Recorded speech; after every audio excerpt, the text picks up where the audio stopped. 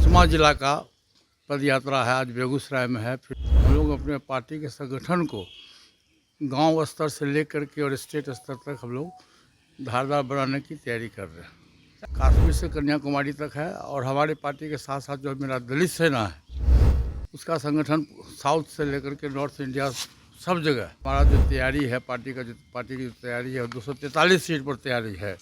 हम 243 सीट पर तैयारी कर रहे हैं और 243 सीट पर हम अपना उम्मीदवार देंगे। पूर्व केंद्रीय मंत्री, राष्ट्रीय लोक जनशक्ति पार्टी के राष्ट्रीय अध्यक्ष पशुपति पारस अब बिहार दौरा पर निकल चुके हैं, क्योंकि बिहार दौरा इनके लिए ये महत्वपूर्ण है।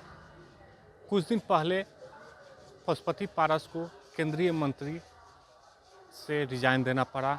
उसके बाद उनके भतीजे चिराग पासवान ने बिहार सरकार की तरफ से उनका पहले पार्टी ऑफिस को छिनवाया। अब वो पार्टी ऑफिस अपने प्राइवेट घर में रखे हुए हैं और अपना पार्टी का वजूद बचाने के लिए 2025 के चुनाव है, विधानसभा चुनाव है, उसमें वो पार्टी का वजूद बचाने के लिए पूरे बिहार भर में यात्रा कर रहे हैं। और अभी से कुछ देर पहले पशुपति पारस बिहार यात्रा पर निकले हैं और आज बेगूसराय कमाल में उनका जनसभा होना है। देखिए पशुपति पारस का वो बयान कि मेरा जो पार्टी है पूरे देश भर में पार्टी है और दलित सेना जो है वो भी उनका अंग पूरे देश भर में है। तो हम लोग जो बिहार विधानसभा जो चुनाव होगा उसमें 243 सीटों पे पार्टी की तरफ से उम्मीदवार उतारेंगे।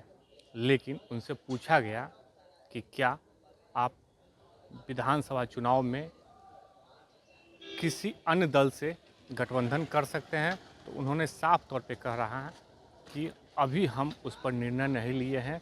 क्या कुछ कह रहे हैं पशुपति पारस, हम विजुअल दिखा रहे हैं, वो यात्रा पर निकल रहे हैं और उनके बयान क्या है वो आपको पहले आप वो सुने। क्या संदेश है, किस तरह से संगठन को मजबूत है? 2025 के चुनाव के लिए हम लोगों ने 2 महीना पहले से ही स्टेट कमेटी की बैठक बुला करके और हम लोगों ने तय किया है और हम लोग का ये हुआ कि गांव की ओर चलें। और ये आज 5वां जिला का पद यात्रा है, आज बेगूसराय में है। फिर उसका समस्तीपुर होगा, दरभंगा होगा, हाजीपुर होगा, सीतामढ़ी होगा। तो हम लोग अपने पार्टी के संगठन को गांव स्तर से लेकर के और स्टेट स्तर तक हम लोग धारदार बनाने की तैयारी कर रहे हैं। सर क्या मैसेज देंगे अपने कार्यकर्ताओं को, किस तरीके से 2025 के चुनाव की तैयारी में? एक बात आप जान लीजिए कि हमारी पार्टी का संगठन पूरे देश में कश्मीर से कन्याकुमारी तक है और हमारे पार्टी के साथ साथ जो मेरा दलित सेना है उसका संगठन साउथ से लेकर के नॉर्थ इंडिया सब जगह है। और हम सभी जगह बिहार में, खास करके बिहार में हमारा जो तैयारी है पार्टी की जो तैयारी है 243 सीट पर तैयारी है।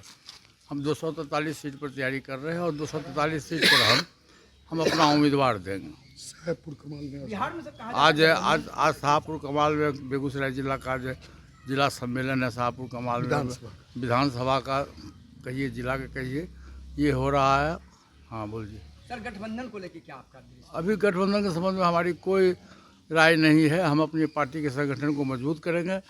जब समय आएगा, जब भविष्य आएगा, जब नज़दीक समय आएगा तो उस पर देखा जाएगा। क्या ऐसा हो सकता है कि भविष्य में जब बिहार विधानसभा के चुनाव से पहले हो सकता है कि पशुपति पारस की पार्टी हो सकता है कोई अलग अन्य गठबंधन से भी गठबंधन की संभावना? तो ये तो भविष्य के गर्भ में है।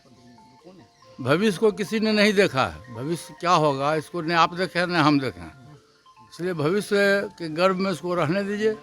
जब समय आएगा, परिस्थिति आएगा तो उसमें डिसीजन लिया जाए। ये परिस्थितियां हैं कि अगर बात नहीं बनी तो तमाम एक बात सीटों पे चुनाव लड़ेंगे। ऐसा हम कह रहा हूँ 243 सीट पर हमारी तैयारी है और कोई भी फैसला लेने के पहले हम कार्य समिति की बैठक बुलाएंगे। संसदीय बोर्ड, राष्ट्रीय संसदीय बोर्ड है, उसकी बैठक बुलाएंगे जिसके अध्यक्ष है माननीय सूरजभान सिंह जी हैं। और हम लोग बैठक बुला करके ही कोई फैसला लेंगे। हमारे पार्टी में देखिए डेमोक्रेसी है, प्रजातंत्र है। जो भी डिसीजन होगा कि हम किसी के साथ जाएंगे, नहीं जाएंगे, अकेले लड़ेंगे, ये जो पार्टी का फैसला होगा वो फैसला को हम लागू करेंगे। सर एक तो आपने सुना पूर्व केंद्रीय मंत्री पशुपति पारस साफ तौर पे कहे हैं कि हमारा जो है विधानसभा जो चुनाव लड़ेंगे पार्टी, उसमें 243 सीट पे हम लोग तैयारी कर रहे हैं। लेकिन आने वाले समय में गठबंधन होगा या नहीं होगा, इस पर हम लोग अभी विचार विमर्श नहीं किए हैं।